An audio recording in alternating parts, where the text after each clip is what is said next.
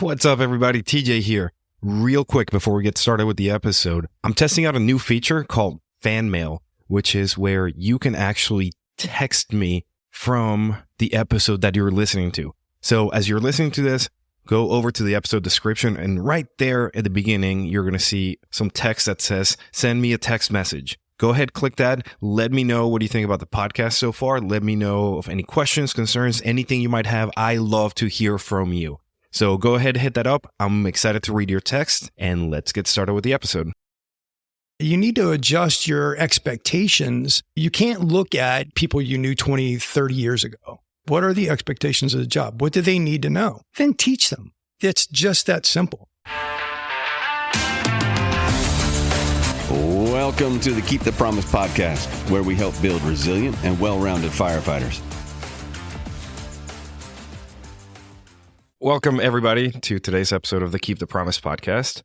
I'm your host, TJ, and today I am joined once again by a good friend and mentor who was featured in episodes 19 and 20, where we talked about all things joining the fire department. We talked about working in a mine and how to deal with those little shitbag rookies that we all have to deal with. And today we are going to dig into some of the questions that you have asked on the Instagram broadcast channel, as well as some of the notes that we took after our first couple episodes, and some of the things that we've been going through in the last few months. So back again with us one more time, our good friend Dave Angelo. Dave, how are you today? I'm good, man. Thanks for having me. Yeah, thanks for doing this again. We upgraded the hardware. We don't have to worry about those goofy articulating arms from a few months back. Yeah, no problem. And we're sitting here drinking coffee, having a great time. What have you been up to? It's been a few months. I honestly, not a whole lot. It's, did a little bit of traveling. I think I went down to Florida, visited a couple people at the beginning of December. Got home, did the Christmas thing, and now I am planning my next trip, which will be pretty sweet. I've got 3 nights in Yosemite planned, and then 3 nights in Tahoe after that. And then I'm just kind of going to wing it and go where the hell I want to go. So yeah. I figure on being gone about a month and a half or something like that. It's that retired life. Yeah. It's a weird thing. I mean, we have a great retirement. Really good retirement, but you still take a pay cut when you retire. That's, you just do. They're making overtime hand over fist now. And there are times when I go, maybe I got out a little bit too early. Yeah, but then you get to sleep at night. You keep chasing that carrot. Right. And I knew that wasn't a thing, but, one of the things, one of the things you find being retired is that you're bored. And you try to look for things to fill your time, and to combat boredom, what do? You spend money. Mm-hmm. So it's always that, I always think about, maybe I should get a part-time job. Maybe I should look for some kind of, some type of work. And I do some part-time work, here and there, but I also having the flexibility to go, I don't know many employers that are cool with it. Yeah, I'm going away for a month and a half starting in May. See ya. I'll be back. Eventually. Probably. So. Well, you have been doing some stuff to occupy your time. I don't know if we talked about it last time. Yeah. Your kitchen antics. I work for a friend of mine who, bakes cookies and stuff like that. And, bro, it's legal in Maryland now. We can talk about it. It's A-okay. No, so it's, I know that. But anyway, the one thing I will tell you that you missed out on getting out when you did was when recreational marijuana came into play in Maryland. Mm. We did have a couple calls about it. And to this day, they are still the most hilarious runs that I've had. We had a couple, they were in their late 60s. Yeah. Who went out and bought a bunch of gummies, spent like $150 in their gummies. Okay. Oh, I know where this is going. Went to a brewery, had dinner, had some beers, took the gummies, and they called because their chests felt like they were going to implode. Right. The guy's, his mouth is dry. He Right. keeps like smacking his lips and one of the things about the edibles today is they're pretty strong. And the other thing is edibles they're not automatic. So you take a bite of the cookie or you take a gummy and you're like, you're waiting a these little edibles while ain't and shit. you're like, that ain't shit. Famous last words. So you take another bite of the cookie. That's nothing. I don't feel anything. And then you eat the whole cookie. And then an hour and a half later, you're like, I'm dying. Dude. They said they ate, I think it was 5 a pop. Ooh. We did the math, and I think each one of them ended up, like, I don't know where they got these extra strength things, but I'm like, you guys all took over a gram worth. Dude. Like, let's get you a lift home. Yeah, just go eat all the snacks you want and hang on for dear life. Yeah, that's exactly it. Just there's nothing you can do. Just hold on to the earth. Yes. And it's like, get through this ride because it's gonna. You won't make that mistake again. Hopefully not. I mean, right. If they do, I hope they call us again because that was absolutely hilarious to deal with. Yeah. Like, the nicest people, but I was like, I kind of wish I was in your shoes, but not really. Right. Well, and then the other thing I do part-time is I'll travel every once in a while. I do site safety inspections for construction sites. Okay. But that's again, both of those are really, really sporadic and really have a flexible schedule. So other than that, like I said, it's just, day to day working out, keeping the house straight, going to visit my kids every once in a while. Actually had a really nice dinner with Josh's shift. Last Wednesday. Okay. Sat down with them. They invited me to dinner. That's awesome. Yeah. So that was kind of cool to sit around the firehouse kitchen table. It's one of the things I absolutely 1000% miss is that banter around the firehouse kitchen table. There is no place on the planet like it. And, it's just, that's a whole lot of awesome right there. So it was very, very kind of them. They were very welcoming and, definitely a good bunch of people. You're always welcome at our firehouse. And I appreciate that. Because 8 and 9 are the same, they're the same building, but inverted. Yeah. So to this day, every time I go to 8, I get all sorts of turnaround because I have 9 completely embedded in my mind and how to navigate the firehouse. Well, dude, that brought back a whole lot of memories for me because I took my physical agility test for Howard County in the bunk room of Station 8. That's where they held the physical agility test when I got hired. I don't know. Yeah, but literally all we had to do was, chair dips. Okay. Sit-ups. Okay. I think we had to do 40 in 2 minutes of each. And then we had to run the 1.5 miles in under 11:45. Okay. That's it. So they made us do those things in the bunk room.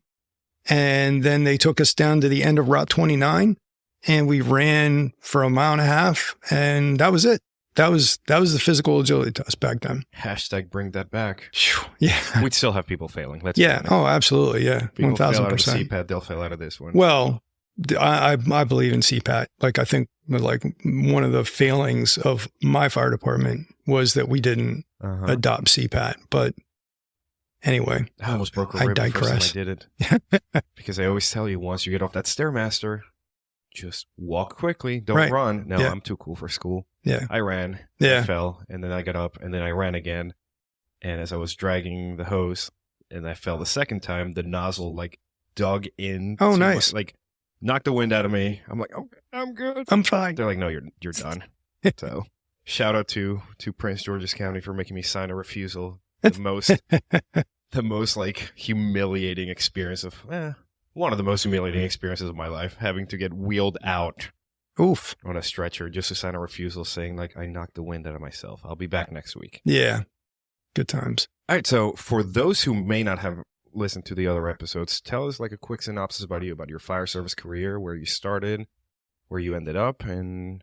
Oh, okay. Well, I grew up in Southwest Pennsylvania. My uncle read an ad in the Pittsburgh Press for Howard County Fire Department. We went through the process for that. I got hired in Howard County in September of '85, worked in Howard County for 3 years, and then took the test for Baltimore County. I started in Baltimore County in September of '88. I think I made lieutenant in '99, captain in 2013, and retired in 2021. And so it's been a little, almost 2.5 years. Hell of a career. It was so much fun. Like, it was a ridiculous amount of fun. Not everything was all sunshine and rainbows, but if I look at it, in the overall picture, it was awesome. I loved it. Yeah, and you and I met back when I was this little, I mean, I'm still annoying, but I was this little annoying volley.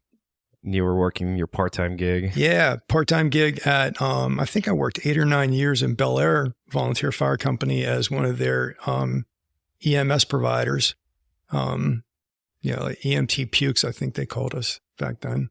Paid fucks. Oh, yeah, it was. Yeah, it was the paid fucks. They did not, they were not kind to the EMS side. Let's quantify that statement, or qualify it by saying that most of us were using those words in jest because... Yeah, most of them. Yeah, most it was of the you. There were a couple. Leadership that thought you guys were just...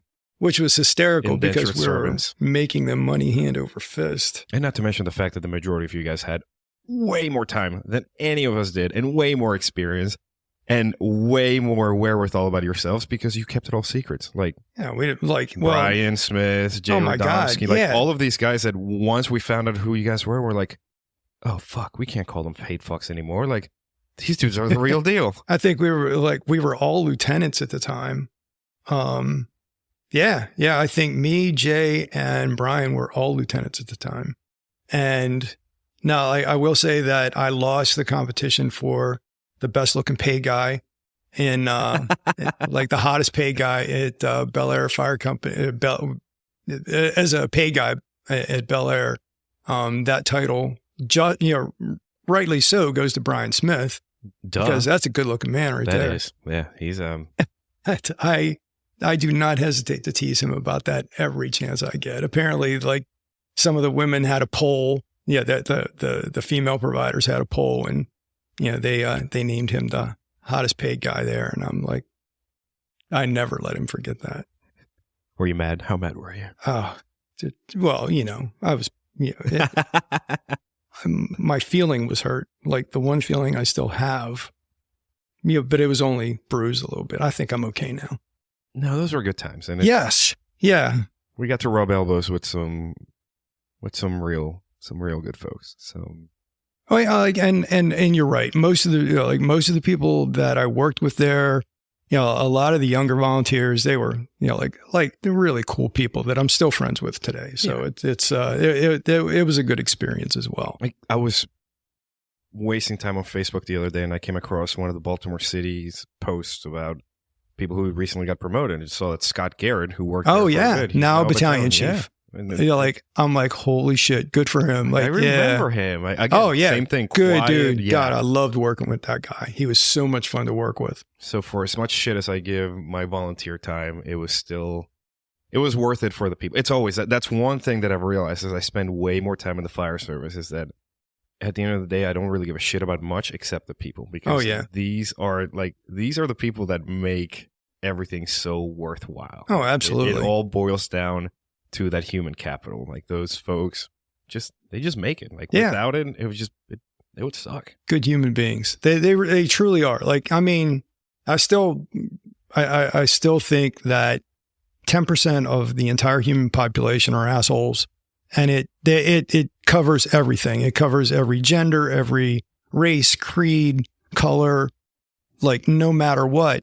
So 10% of the people you work with are probably assholes. I think I am that 10% if you ask my shift. Yeah. Like, everybody's idea of an asshole is different too. So, but like I like one of the things that really hit home for me was I was talking to, like, I did a Go Ruck event up in New York City, and I was talking to one of the cadre waiting for the subway, or like waiting for the train to go home. And he and I were bullshitting. And for some reason, I told him about my theory of, my 10% theory. And this guy was in Delta. Okay. He was in the Battle of Mogadishu. Okay. And he's like, oh yeah, even in Delta. I'm like, wait, what? Delta? I'm like, the cream of the cream of the cream of the crop. He's like, oh yeah. There are dudes that nobody wants to work with in Delta. I'm like, holy shit. Like that was kind of validating for me to go, okay, well, yeah, all right. The theory holds up. It holds up, cool. yeah. And at least gives us that perspective that even the super top tier, highly functioning organizations have the same bullshit issues that we do. Absolutely. Well, so today we are gathered here, dearly beloved, because I got a message from Steven Sims on the Instagram page, and as soon as I read it, I said I need to get a hold of Dave and discuss this further with him. And this has now morphed into, we'll treat it as almost like a rapid fire. We don't really have the usual structure that I strive for when it comes to these episodes. We're just gonna go through questions that people have asked, and basically we are using you as that source of knowledge and wisdom and experience, and I know you're going to disagree with me. Yeah. To answer the questions that the community has. I question your judgment. Well, I mean, we're all messed up in the fire service, and our judgment, as we've talked about, we sometimes lack in judgment, given the people that we work with, the people that we interact with, and everything else in between. We hell yeah. So Steven asked, he said, my conversation would be about how we aren't just training rookies, but teaching adult 101. How to stop blaming them and actually teach them how to treat people right, how our training methodology should evolve after every rookie. I would love to hear conversations that go beyond the aggressive interior attack. You spend time at the Fire Academy. You spend time training rookies. And when we talk about rookies, it's so easy to say new person in the fire service. And we forget to take that granular approach of your rookie might be an 18-year-old woman who has never held a job before, or it might be that 42-year-old dude who has worked finance or in the mines or anything in between. So there's not a one-size-fits-all approach. How do we teach these rookies how to become firefighters, but also what Steven said, like adulting 101? We find ourselves having to do that a lot, having to, hey, this is how we deal with issues. We talk about them, or we fight about them, but then we deal, like we crush them. We don't go to HR. We don't do any of these things. We squash them here. Like, let's talk about that. Let's talk about that adulting 101. And that's a tough one, because like there are certainly going to be, like, every era has their shitbags, and, like I had this conversation 1,000 times with the older members of the fire department, like, my peers, especially after I started, helping out at the academy and stuff like that. And you're like, oh, these kids today, they suck. They can't even start a saw. And I think, Brunasini actually addressed that. He's like, so they can't start a saw. Fucking teach them. Hey friends, I want to take a quick moment to ask you to support the show by leaving a rating and a review on your favorite platform. Your support means the world to us, and it helps spread the message to even more people. We've gotten thousands and thousands of listeners, and those high ratings help our show become more discoverable, allowing us to reach even more listeners and make an even greater impact. So, if you've enjoyed what you heard so far, please take a moment to leave a rating and a review. It only takes a few seconds, and it makes a huge difference. Thank you so much, and now let's get back to the show. It's that simple. Like, show them how to run the saw. I am sure they'll figure. I'm sure they'll learn. Like, don't rag them because they don't know how to work a saw already. They may not know how to work a saw already, but I guarantee that they're better at that goddamn cell phone than you are. Or they're better at that computer than you are. So like you need to adjust your expectations of you can't base your expectations on people you knew 20, 30 years ago. You have to base your expectations on, like, what are the expectations of the job? What do they need to know? Then teach them. Like, it's just that simple.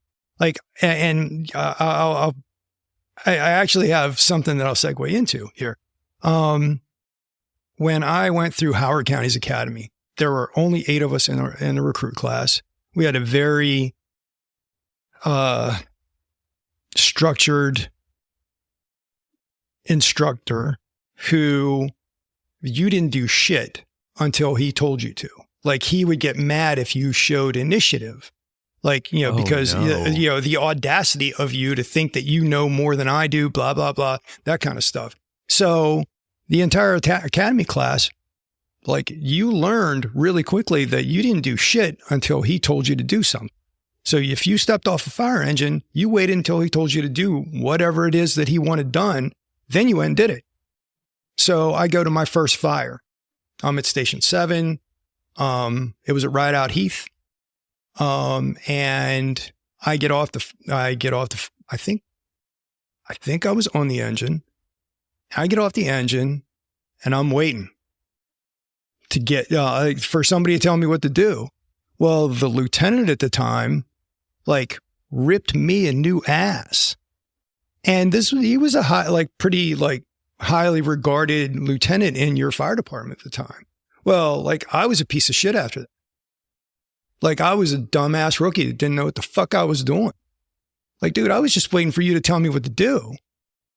But there was that disconnect. There was that disconnect. So, again, he had the expectation that I went through the fire academy and I should know what the fuck I'm doing from day one. And I did. But nobody told me what to do. I was trained to do nothing more than I was told to do. The expectations that the academy set for you were not jiving with the expectations out on the field. Right. And it took me a long time to overcome the negative feedback that guy gave me throughout Howard County Fire Department. So you're not talking personally, you're talking about what he went on to say to other people. Oh, yeah. Okay. Yeah. That's a toxic aspect of our profession that would be one of the first things to go if I could snap my finger and just get rid of it. Yeah. Because we are so good at eating our young.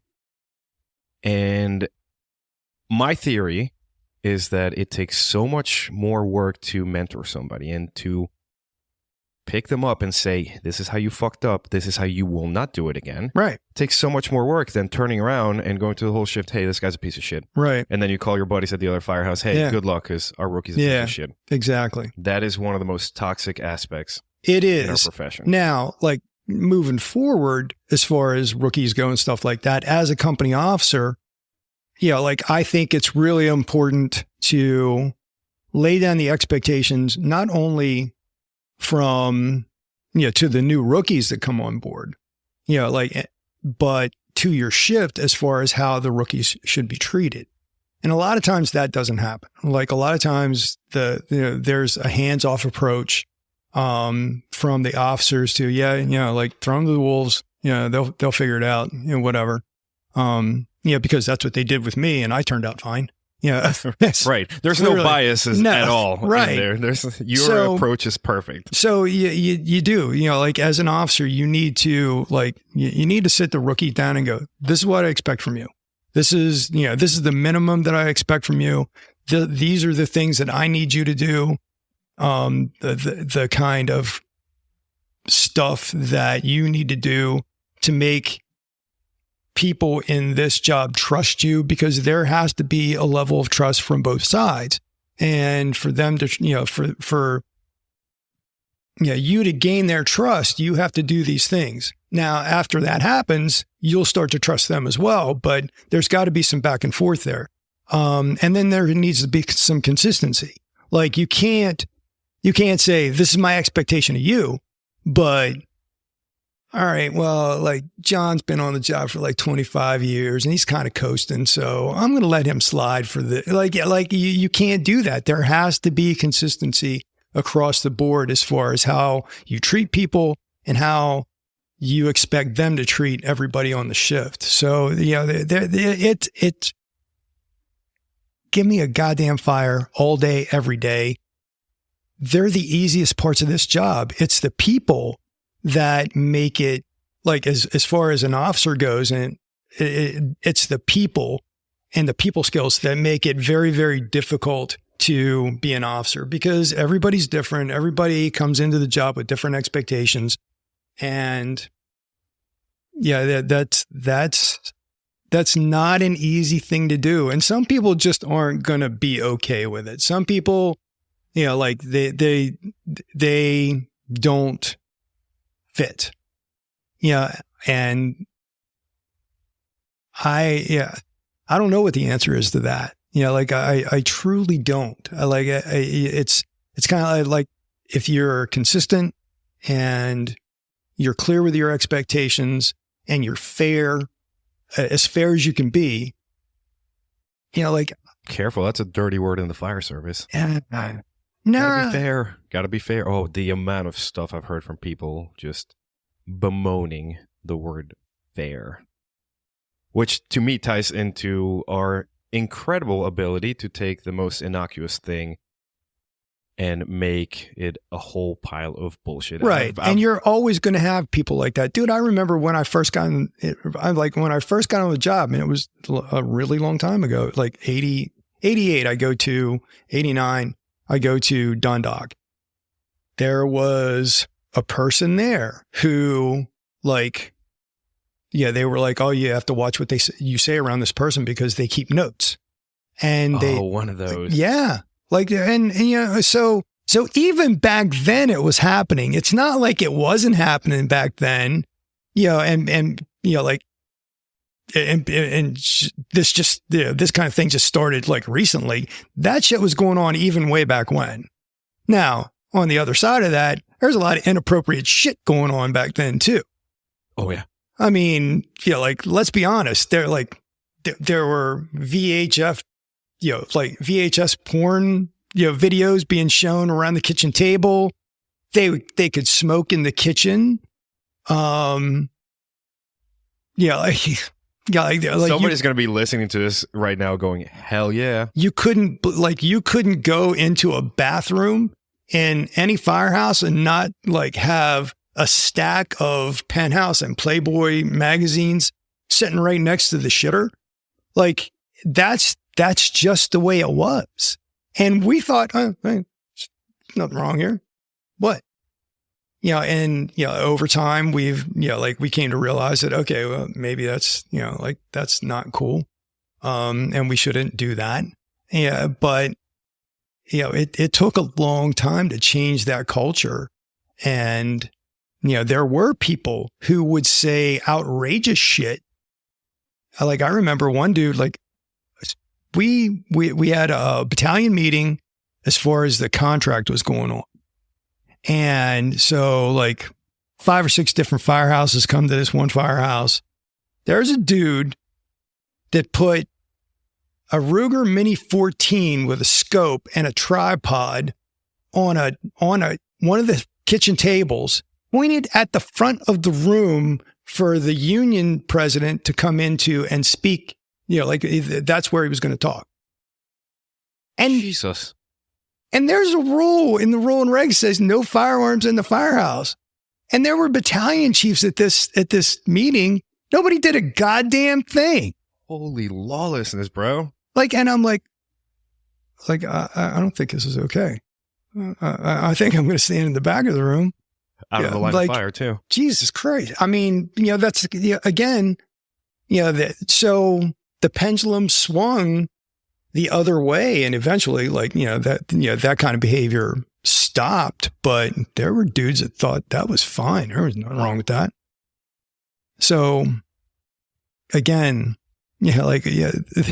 when when people talk about these shitbags that are coming out of the academy now, these kids, they don't know this, they don't know that. They're good kids. They want to learn. They're smart. They're motivated. They want to do a good job. 90% of them. 10% of them, yeah. 10% are going to be shitbags. Right. 10% of my class was shitbags.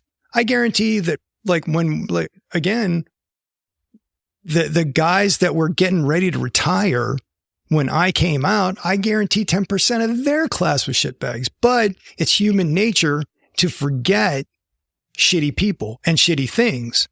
That's what allows women to have more than one baby. Yeah, it's You're gonna get me canceled, dude. It's a survival thing. Yeah, human survival helps you forget shitty things. And just remember the good stuff. And that's a lot of where this comes from. Like, it's a lot of where this, these kids today suck comes from. Like, there were shitty people, probably 100 years ago. It's just the way it works. Yeah. I think. So, that's that. All right. Rant over. No, I need you to rant. Do you feel that when you left the department in good hands? I did. Okay. Yes. Yeah. I know that I left it in good hands. I'm saddened, by, some of the feedback I've been getting lately. A lot of morale is, taking a bit of a shit. And that's the culmination of years and years of fiscal neglect, specifically in our fire department. We went decades without asking for enough money, and now we're paying the price for that. Mm-hmm. So I think, hopefully the pendulum will swing the other way. But as far as people go, hell yeah. Yeah. They're damn good people, and they're going to keep crushing it. They're going to keep doing a good job. It's one of, part of the problem with that fiscal thing is no matter how underfunded or, understaffed or whatever we are, we're still going to go out there and we're going to do the best we can with what we got. And, unfortunately the politicians know that. They know we're not going to let the public down, so they kind of have that little card in their pocket and they use it frequently. I posted something recently about our year-end stats. And again, Engine 9 was the busiest. Busy chasing medicals, as we all do these days. And Smith Boy, he sent me something. He's like, the worst thing that has ever happened to us is that some politician made us believe that it is a point of pride to be running 5,000-6,000 calls a year, and that it is so great because now we just keep wanting to do that, and they don't have to build us more firehouses and hire more people. Right, absolutely. And I had he's right, an almost full-blown meltdown about something stupid we were discussing at the kitchen table, but I was like, the dumb shit we're focusing on should stop, and we should be focusing on those numbers and realizing that, at least for us who are running those 3,800 plus calls a year, we're killing ourselves even faster. Right. We all die fast when we go into the fire department. Our life expectancy gets shortened. And to me, it's no longer that point of pride to be like, 3,800 runs, because now I'm thinking about the 4 calls after midnight. The fucked up first day off and the backache and everything in between. So that politician, and this stirred up a huge hornet's nest of controversy, saying that it's not really that point of pride to be that ridiculously busy. You are taking that human fact, you are taking those people who are they add the flex. If you look at the fire service as a system, you have your inputs and your outputs. Your calls come in, and then the fire department responds, and everything has to go into play, the finances, the equipment, all that. When one of those pieces of the system starts failing or starts lagging, what makes up for it? Us, the humans. We are flexible. We can change things. We can improvise. Yes. And the fact that we always keep doing it does not go unnoticed by the higher ups, and they're like, no, they'll deal. They'll figure it out. We'll put another ambulance yeah. in that house. Yeah. Oh, we can make them run more calls. It's fine. That BLS unit can go past 3 first dues to pick up the person who fell. Never mind the fact that they are on their 20th call and they might fall asleep at the wheel and die. Right. No big deal. Like they'll figure it out. And the other disconnect there is the people that are sitting at the top of the food chain. They remember what things were like when they were there. So they remember, like, you know, you said what, 3,800 runs was, you know, like, they don't remember a time, like their engine may have run 2,000 runs back then, and they've been in headquarters for so long that they forget those shitty nights. I've always said, and I still maintain it to this day, that everybody at headquarters should have to come out for one trick a year and ride with a busy company as a firefighter to see how this feels, to see what things are like now, because they think they remember. In their head, they're going, oh yeah, I remember what it was like. No, you fucking don't. No, you don't. And until you come out here and work with us now, because not only have you, is the call volume increased by 2 or 3, but you've also piled more shit on us. You know, training requirements, you know, like public ed requirements, you know, all these other things that you've given us to do. Oh, they have time to do that. Well, they'll have time to do this. Like, they'll have time to take care of that training. You know, like they'll have time to do that. Bullshit. Come out here and run with us. And then tell me I have time. Yeah, that infuriates me. Like, and no chief has had the balls to say, I'm going to make everybody at headquarters do that one trick a year. None. Not one. And I've told that to 3 different fire chiefs. Not one of them. Like, one of them was like, oh, that's a good idea. I think we'll look into that. Oh, yeah. You just got dismissed. That booger got flicked. Yeah, sure did. But yeah, they just won't. You know, and, you know, they can say, well, we're too busy. We're this, we're that. Oh, really? Are you now? You're too busy to see what your people go through every day. Bullshit. I call bullshit. Like, that just makes me just really, really angry. Want to punch something in the throat.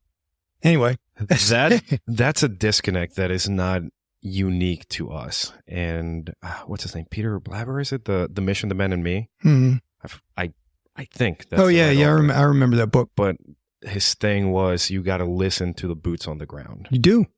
And it was good reading that book, but it was, again, infuriating then going back to organizations and systems that insist that the higher-ups know how things are. It doesn't matter where you are, military, fire service, police department, anything. Once you start removing yourself from that, there was a guy who worked at headquarters who used to come into a firehouse and be like, I'm hanging out with the men. He would just sit there and do computer work at the kitchen table while they all went out and ran calls, and he would make his meals. That doesn't count. No. That doesn't count. And you are missing that perspective of the people on the ground. Hey, these are the issues we're having, the equipment. This is what's falling apart. Exactly. These are the issues we're dealing in a post-COVID world with, the things that we have to do and the people that we're dealing with, and just the call volume. Right. Ride with Medic 18 all night long and tell me that you remember, like, you remember nights like this. This is there every night. Quote unquote, I did my time. Oh yeah. I paid my dues. Yeah. Yeah. You know, and again, you know, like, that goes back to people forget bad shit. Mm-hmm. So they only remember the good stuff. They don't remember the bad stuff. Like, there are some people at headquarters right now that probably remember, like, not running a call the entire shift. What's that? That don't happen no more, son. Like, you know, and it's just getting worse.